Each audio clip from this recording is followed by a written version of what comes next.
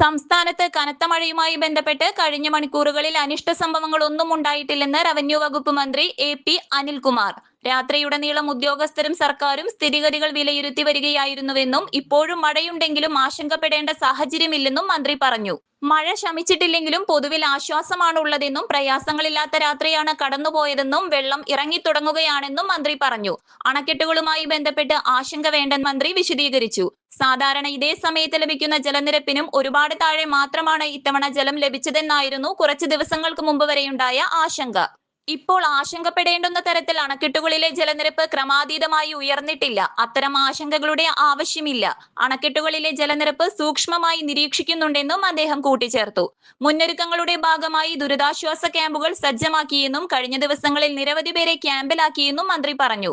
കാര്യങ്ങൾ പറഞ്ഞു ബോധ്യപ്പെടുത്തിയാലും ക്യാമ്പുകളിലേക്ക് മാറാൻ ഇപ്പോഴും കുറച്ചുപേർ വിമുഖത കാണിക്കുന്നുണ്ട്. അപകടമെന്ന് കണ്ടാൽ ഇവരെ മാറ്റാൻ ഫോഴ്സ് ഉപയോഗിക്കാൻ വരെ നിർദ്ദേശിച്ചിട്ടുണ്ട്. ഇത്തരം കാര്യങ്ങളിൽ വിട്ടുവീഴ്ച വേണ്ടെന്ന നിർദ്ദേശമാണ് ഉദ്യോഗസ്ഥർക്ക് നൽകിയിരിക്കുന്നതെന്നും മന്ത്രി കൂട്ടിച്ചേർത്തു. News desk anytime news.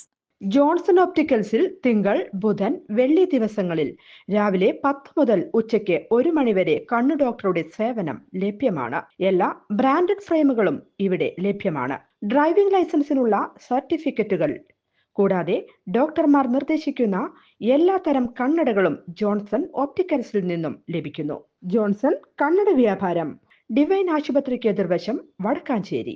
കൂടുതൽ വാർത്തകൾക്ക് ഞങ്ങളുടെ ചാനൽ സബ്സ്ക്രൈബ് ചെയ്യുക. ഫേസ്ബുക്ക് ഫോളോ അപ്പ് ചെയ്യുക. വാർത്തകൾ വേഗത്തിലറിയാൻ